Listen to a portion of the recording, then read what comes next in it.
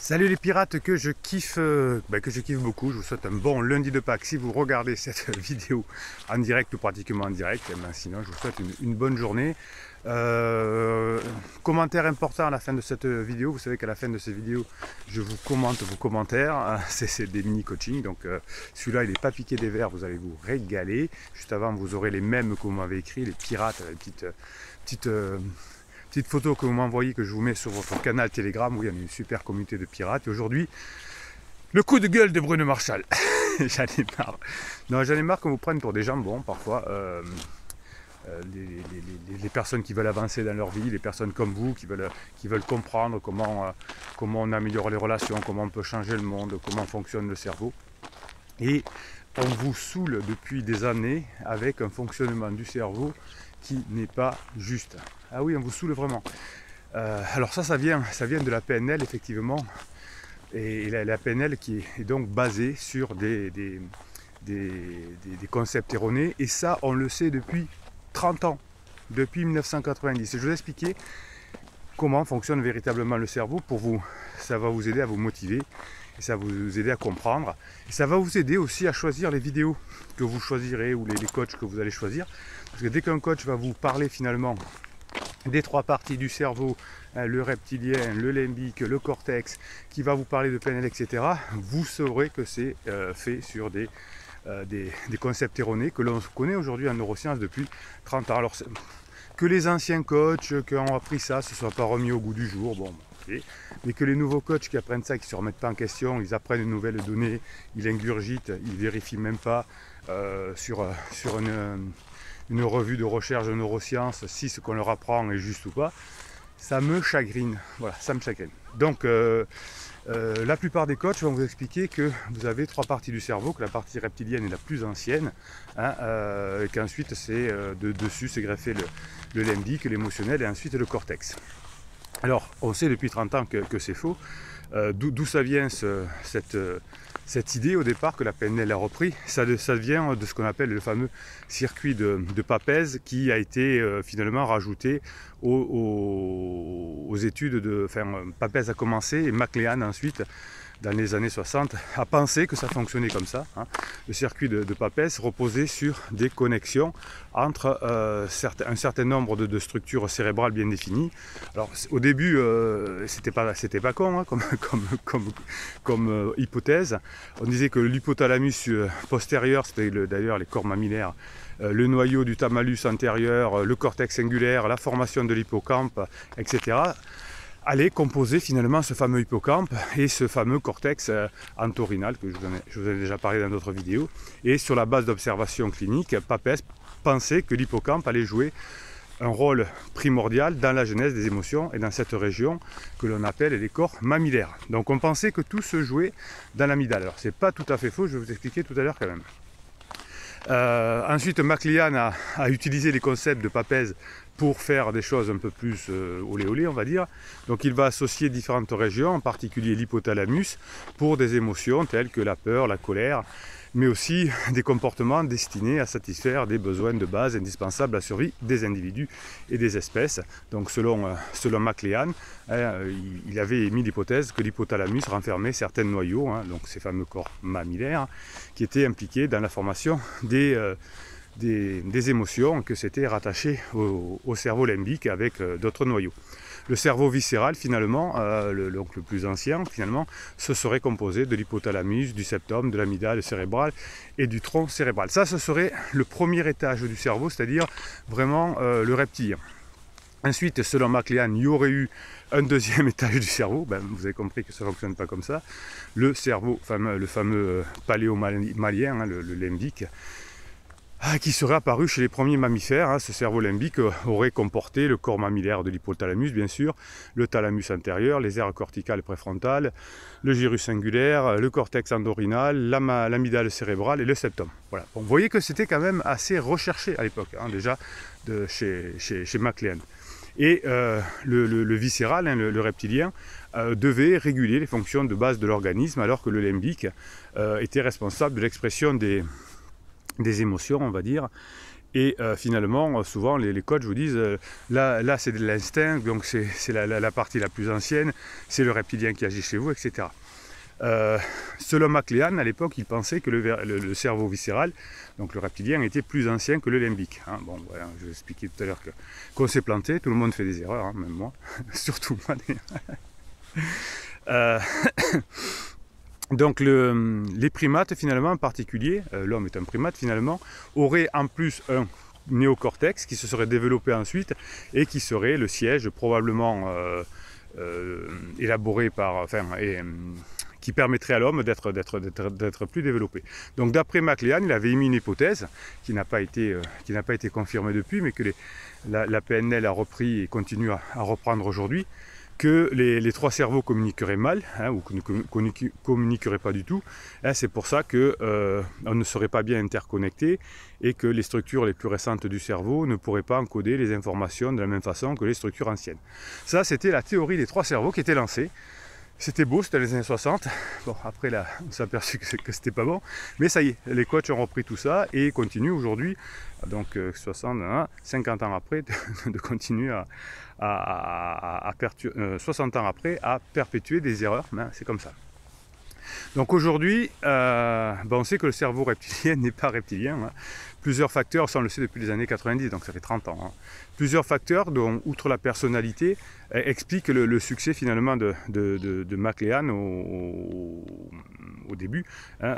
McLean fournissait des bases anatomiques au concept psychanalytique de Freud. C'était pour justifier la psychanalyse. Voilà. Donc on essayait de trouver des raisons pour continuer à promouvoir la psychanalyse. Aujourd'hui, vous savez que la psychanalyse n'existe pratiquement plus dans le monde, sauf en France et en Argentine, parce que on s'est aperçu que c'était sur des concepts erronés, mais la société française de psychanalyse est encore très forte, elle marche très bien et fait vivre des personnes, donc c'est très bien de le continuer, mais ça a été basé, la psychanalyse, on a essayé de le justifier, effectivement McLean a essayé de justifier, et donc la PNL a repris ses travaux qui ne servaient qu'au départ à justifier la psychanalyse. Alors ce qui est très marrant, c'est que la PNL et la psychanalyse généralement sont un peu en concurrence.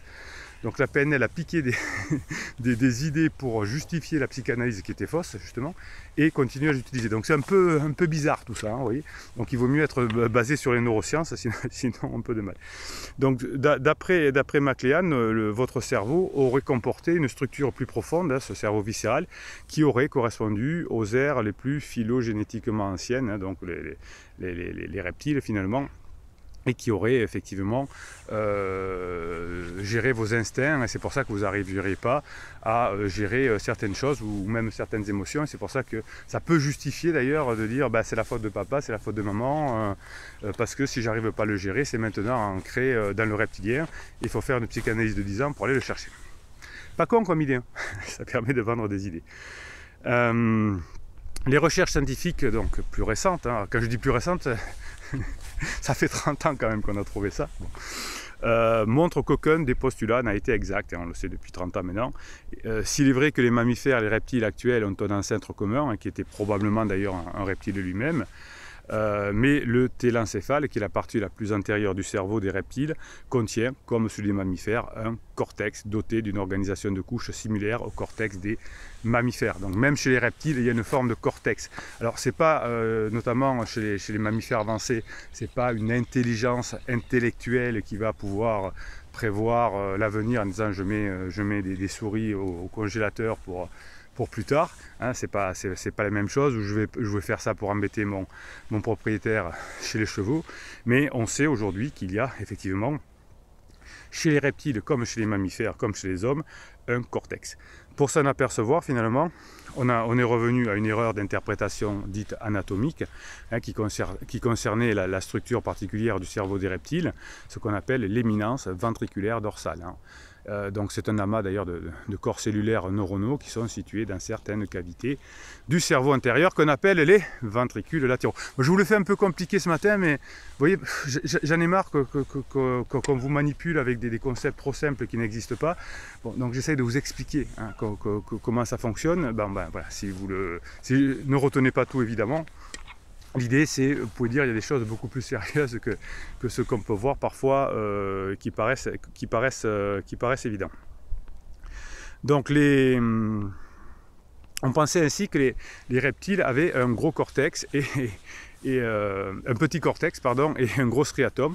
Et finalement, les données neurochimiques et la nature des connexions de ce prétendu striatum des reptiles révèlent aujourd'hui, grâce aux neurosciences, qu'il s'agit d'un cortex. Les reptiles ont par conséquent un cortex en couche et de volumineux noyaux corticaux, eux aussi. Donc le cerveau des reptiles n'est pas réductible, loin s'en faut, à un cerveau viscéral. En quelque sorte, les reptiles n'ont pas un cerveau reptilien, comme au sens en tout cas où l'attendait MacLean. Donc on ne peut pas raisonnablement soutenir donc, que le cerveau humain résulte d'une évolution par couches successives, vous l'avez compris maintenant, à partir d'un cerveau reptilien anciennement calqué sur celui des reptiles actuels. Au contraire, les reptiles et les mammifères ont évolué à partir d'un ancêtre commun. Ce scénario permet de comprendre d'ailleurs pourquoi les oiseaux, les reptiles et les mammifères ont tous des cerveaux différents et que les reptiles et les oiseaux ont un cortex et non seulement une sorte de cerveau primitif et viscéral. Donc les oiseaux, dérivés plus tardivement d'ailleurs des reptiles, ont aussi une éminence ventriculaire, dorsale, volumineuse, qui a toutes les apparences d'un cortex nucléaire, comme chez l'être humain, qui va être constitué de corps de cellules, de neurones. Les mammifères ont, dont nous font partie d'ailleurs, un isocortex volumineux, ce qu'on appelait à la fois à l'époque le néocortex. D'ailleurs, en PNL, ils appellent toujours ça, je crois, le néocortex. En fait, le vrai nom, c'est l'isocortex, qui est une part importante de l'écorce cérébrale et qui est organisée en 6 couches de neurones, alors que le cortex nucléaire, qui n'est pas organisé en couches, présent notamment dans le bulbe olfactif et l'amygdale cérébrale qui est de taille plus réduite. Donc c'est donc par erreur qu'il y a longtemps, on a supposé que les reptiles actuels ressemblaient dans leur organisation cérébrale à l'ancêtre commun des reptiles et des mammifères. Vous êtes fan maintenant de neurosciences. Moi aussi. Donc ça nous permet de mieux comprendre comment on fonctionne et de réaliser des méthodes, comme pour récupérer votre conjoint, qui sont plus basées sur la science que sur des choses qui ne sont plus au goût du jour. Donc on sait aujourd'hui que le cortex des mammifères n'est pas plus récent que celui des reptiles, que les uns et les autres ont évolué, chacun à leur façon, mais avec des contraintes différentes. C'est en fonction des contraintes que l'on évolue. Ça c'est pareil, quand votre conjoint en crise vous dit « je ne reviendrai plus, je t'aime plus », c'est juste dans les contextes actuels. Si vous changez le contexte, si vous changez l'explication de ce qui se tourne autour d'eux, eh bien ça va changer. Donc ça veut dire quand je t'aime plus, ça veut dire je ne veux plus de cette situation à l'heure actuelle dans ces conditions-là. Je vous sors une formation mercredi sur l'affirmation de soi pour apprendre à bien comprendre ça et à s'affirmer. Si vous arrivez à vous affirmer dans la vie, si vous arrivez à vous affirmer avec votre conjoint, ce sera beaucoup plus facile. Donc le système de MacLean s'est écroulé. Le circuit de Papez n'est pas une sorte de circuit des émotions, on le comprend aujourd'hui. Et les études d'électrophysiologie nous montrent chaque jour que des cellules à tous les étages de ce circuit réagissent à l'orientation de la tête par rapport à l'axe du corps et que des liaisons des noyaux mammillaires ou des faisceaux de fibres nerveuses qui les connectent au thalamus et au cortex, notamment chez le rat, peuvent perturber une mémorisation d'informations spatiales sur l'environnement. Par exemple, donc les neurones assurent bien d'autres fonctions que le traitement des émotions et il est faux aussi d'affirmer que le circuit de Papez est spécialisé dans la formation des émotions puisqu'il est absent chez les amphibiens, il est absent chez les poissons, il est rudimentaire chez les reptiles, mais ce n'est pas pour autant que les reptiles n'ont pas qu'une capacité locomotrice. Ça fait du bien ça fait du bien de voir qu'on avance, ça fait du bien de remettre l'église au centre des villages. Enfin bon, on va quand même terminer sur la démocratie neuronale parce que je voulais vous parler de ça aussi. La dernière erreur consiste à concevoir le cerveau selon cette organisation qui est hiérarchique. Il est clair que chaque région du cerveau aujourd'hui joue son rôle propre et que le cortex est le siège de la pensée chez l'homme, ça c'est certain. Mais cependant, ce cortex n'est pas au sommet d'une pyramide. Pour s'en convaincre, il suffit de se rappeler que le cerveau et le cortex en particulier fonctionnent en permanence, même lorsque nous dormons. En fait, il semble qu'un grand nombre de neurones, si ce n'est pas la majorité, vont être spontanément actifs et que le cerveau consomme autant d'oxygène lorsque nous dormons que lorsque nous sommes réveillés. l'état de veille ou de sommeil est soumis à l'influence de plusieurs horloges internes qui sont localisées dans le tronc cérébral. Voilà, donc quand on dort, on dépense aussi beaucoup d'énergie. Donc à partir d'aujourd'hui, hein, vous allez voir les neurones des diverses régions de votre cerveau comme un réseau complexe. Hein. Tout est interconnecté dans notre cerveau. On n'a pas la théorie des trois cerveaux ne fonctionne pas. Hein. Elle a servi à un moment donné à justifier des notions freudiennes, mais qui ont été basées sur des notions fausses de l'anatomie du cerveau. Et donc bon, si vous devez faire votre deuil de la PNL, de ces théories-là, voire de la psychanalyse, faites-le, faites comme vous voulez. Hein. Si ça vous apporte ce genre de méthode, continuez. Hein. Le principal, c'est que ça vous apporte, mais sachez que sur quoi on est basé. Donc nous, ici, chez les pirates, on préfère se baser sur la réalité des choses, sur les neurosciences. Allez, la réalité des choses, c'est aussi les mêmes que vous m'envoyez tous les jours sur mon WhatsApp et que je vous mets immédiatement sur votre canal Telegram, le canal Bruno Marchal, hein, sur l'application Telegram. Vous avez tous les jours des motivations pour vous et je vous donne juste ensuite un commentaire comme je l'ai prévu. Ben oui, chez les pirates, nous on est des pirates affirmés, même si la formation de mercredi n'est pas encore sortie. Tant que j'y pense, les formations et les coachings, c'est un descriptif de cette vidéo. Hein. Vous avez la formation notamment qui est sortie ce week-end, c'est comment traiter les objections d'une personne en crise. C'est assez intéressant, c'est une mini formation. Vous l'avez en descriptif de cette vidéo, comme le coaching, comme le bouquin et comme les fichiers de neurohypnose. Allez, je vous lis quelques mèmes que vous m'avez envoyés. Le but de la vie, ce n'est pas l'espoir de devenir parfait, c'est la volonté d'être toujours meilleur. Le but de la vie n'est pas l'espoir de devenir parfait, non, on ne deviendra jamais parfait. Ça fait longtemps que j'ai abandonné l'idée, mais c'est la volonté d'être toujours meilleur. Et oui, si vous faites les formations et les coachings, effectivement, vous deviendrez meilleur parce que vous allez apprendre des nouvelles choses et ça, c'est assez merveilleux. Ce n'est pas parce qu'ils sont nombreux à avoir tort qu'ils ont raison, ça j'adore. Ce n'est pas parce qu'ils sont nombreux à avoir tort qu'ils ont raison. Il y a beaucoup de personnes qui pensent que le divorce est à la mode et que le divorce, les chiffres du divorce explosent. Non, je vous les ai donnés, hein, les chiffres diminuent régulièrement depuis 2006 en France et sont au plus bas aux États-Unis depuis les années 70.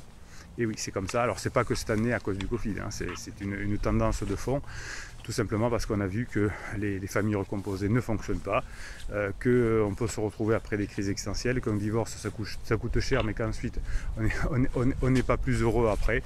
Donc, effectivement, par exemple, voilà, ce n'est pas parce qu'il y a des personnes qui pensent encore que le divorce est quelque chose qui est à la mode que c'est la réalité. Un sourire coûte moins cher que l'électricité, mais donne autant de lumière. Ouais, alors si vous arrivez à sourire, si vous arrivez à donner de la dopamine aux personnes qui sont autour de vous, eh bien effectivement vous allez améliorer les relations que vous avez avec ces personnes-là.